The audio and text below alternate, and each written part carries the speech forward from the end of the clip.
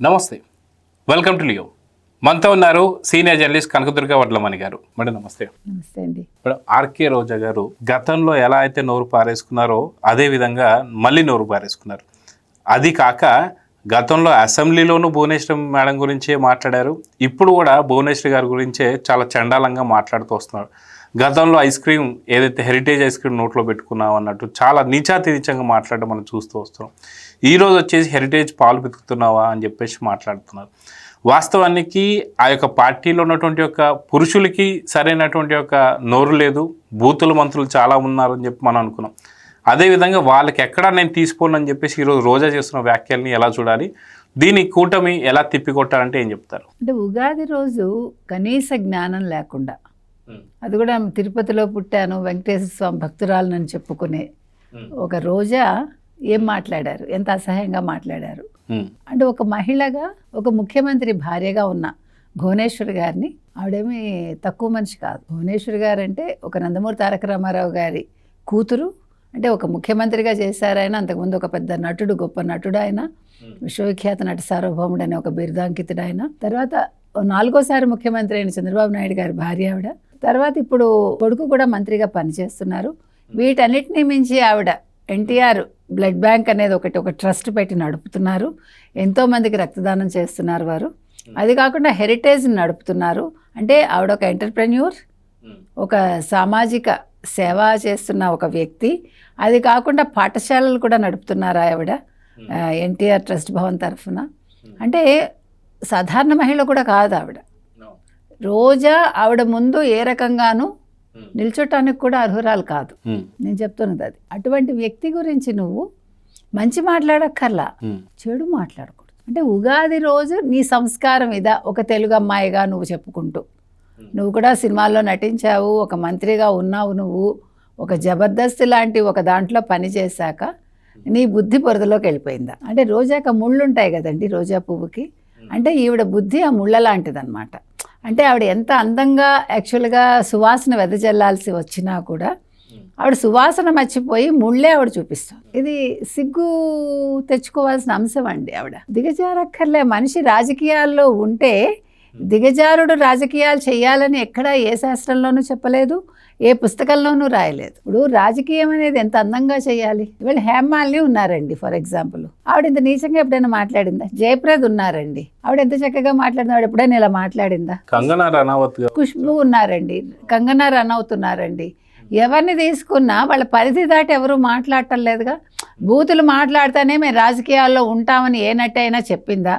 లేకపోతే ఏ రాజకీయవేత్త అయినా చెప్పారా? ఒకవేళ మొగాడు అలా చెప్తే, అంటే ఒక రాజకీయ నాయకుడు మీకు అలా చెప్తే మీరు ఆ పార్టీ వదిలి వెళ్ళిపోవాలా, పార్టీలో ఉండి బూతులు మాట్లాడాలా? అంటే ఇక్కడ నాకు కొన్ని అనుమానాలు అయితే వస్తున్నాయి. ఏంటి అంటే వైసీపీ కావచ్చు లేదా జగన్మోహన్ రెడ్డి గారు కావచ్చు, ఇక పైన మనం ఓన్లీ కొంతమంది నేతల మీద చేస్తే ఎటువంటి రియాక్షన్ లేదు.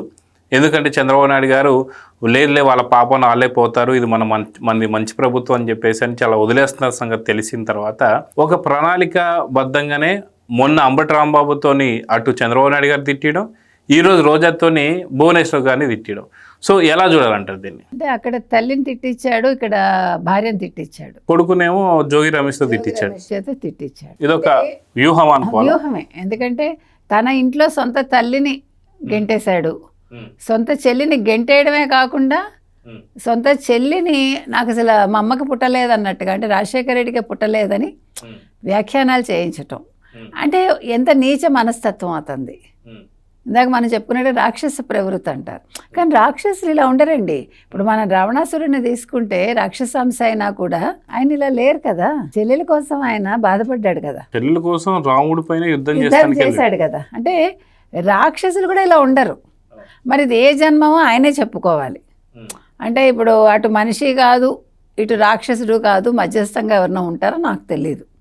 అంటే నా కొద్దిపాటి జ్ఞానంలో నాకు తెలిసి అలా ఎవరూ లేరు. మరి ఇది పిశాచి జన్మ, అది కూడా మనకు తెలియదు. కానీ ఆయన అలా ఉన్నారని రోజా ఎందుకు అలా ఉండాలి? అంటే తిన్న పాపానిక, అవినీతి చేసిన పాపానిక?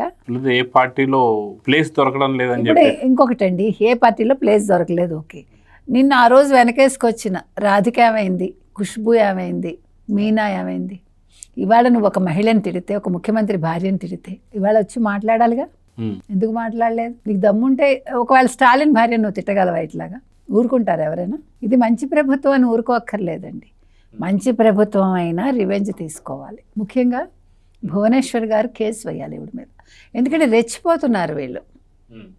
మనకెందుకులే వాక్కుంటుంది, రోడ్డున ఏనుగు వెళ్తుంటే కుక్కలు మొరుక్కుంటాయి అని ఊరుకునే సందర్భం కాదు. అంటే వాళ్ళకి బుద్ధి రాదు. ఇప్పుడు మనుషులైతే బుద్ధి వస్తుందండి, రాక్షసులు అయితే వాళ్ళకి ఏదైనా పరీక్షలు పెడతాయి, లేకపోతే వాళ్ళని ఏదో చేస్తే వస్తుందేమో నాకు తెలియదు. కానీ ఇది రెంటికి సంబంధించిన జన్మ కాదు కాబట్టి మరి ఇలాంటి వాళ్ళని ఎలాగ మీరు దారికి తేవాలి అంటే కేసు వేసి అరెస్ట్ చేయించాలి. అందులో మాత్రం మీరు వెనకాడక్కర్లా. దేనికి మంచి ప్రభుత్వం ఎవరికి కావాలండి? మీరు చేయాల్సినవన్నీ చేస్తున్నారు, అభివృద్ధి పనులన్నీ జరుగుతున్నాయి, రాష్ట్రాన్ని ఎలా పరిగెట్టించాలని చూస్తున్నారు. ఇంకేం మంచి కావాలి? ఉద్యోగాలు ఇప్పిస్తున్నారు, ఇంకేం కావాలి మీకు కదా? అందుకని నేను చెప్పేది ఏంటంటే రోజాని ఇలా వదలకండి ఒకటి. రెండోది, ఇది అలవాటైపోయింది ఆవిడకి, మన ఎవడో ఏం చెయ్యడులే ఒక ధీమా. ఆ ధీమా మీద మనం దెబ్బ కొట్టాలి. ఒక తల్లినంటే, ఒక భార్యనంటే, లేదు ఒక కొడుకునంటే, లేదు ఒక చెల్లినంటే, అసలు వీళ్ళు రాజకీయ నాయకులు ఏంటండి? సిగ్గు సెరలేని మనుషులు వీళ్ళు. ఇప్పుడు చీము రక్తం ఉన్నవాడైతే మన ఎవడైనా అన్నా పడ్డు మనం ఒకళ్ళని అనడానికి ఇష్టపడం. మనం రాజకీయం చేస్తే ఒక ఏమంటారు గౌరవంగా హుందాగా చేస్తాం మనం. ఇది నీచ నికృష్ట రాజకీయాలు చేస్తూ ఈవిడ మళ్ళా వచ్చి ఏ మొహం పెట్టుకుని మాట్లాడుతుంది? అసలు ఏ మొహం పెట్టుకుని మళ్ళీ తిరుపతి తిరుమల వెళ్తుంది ఆవిడ? మనకు అర్థం కాదు. అంటే తను ఒక మనిషిని, ఒక ఆడ మనిషిని, అయితే ఒక మహిళని మర్చిపోయింది ఆవిడ. మనకు అర్థం కావట్లా. అది మర్చిపోబట్టే ఆవిడ ఈ రకంగా మాట్లాడగలుగుతుంది. డబ్బు అనేది ఆవిడ కళ్ళకి గంతలు కట్టిందేమో నాకు తెలియదండి. లేదు జగన్మోహన్ రెడ్డికి భయపడుతోందేమో ఆవిడ చేసిన తప్పులకి. ఎందుకంటే ఆవిడ చాలా అవినీతి చేసింది, 119 కోట్లు ఆడుదాం ఆంధ్రాలో. ఇది కాకుండా ఇంకా ఏమేం చేసిందో మనకు తెలియదు, జగన్మోహన్ రెడ్డికి తెలవచ్చు. అందుకని ఆయన కనుసన్నల్లో ఉండడానికి, ఆయన మెప్పు కోసం మహిళల్ని తిట్టడం అనేది మాత్రం దిగజారుడుతనం అది. అందుకని రోజా ఇప్పటికైనా సిగ్గు తెచ్చుకుని, ఇంకెలాగ రాజకీయాల్లో ఆవిడ రాదు, ఎలాగ ఆవిడని ఏ షోలోనూ తీసుకోవడానికి ఇష్టపడరు కాబట్టి నోరు మూసుకుని ఇంట్లో కూర్చోవచ్చు కదా, ఆస్తులు సంపాదించుకుంది. అరెస్ట్ అయితే జైల్లో ఎలాగా ఉంటావు, లేదంటే ఇంట్లో కూర్చొని హ్యాపీగా నీ పని నువ్వు చేసుకో అని మనం చెప్తున్నాం. ఇలాంటి నీచ రాజకీయాలు చేయొద్దని.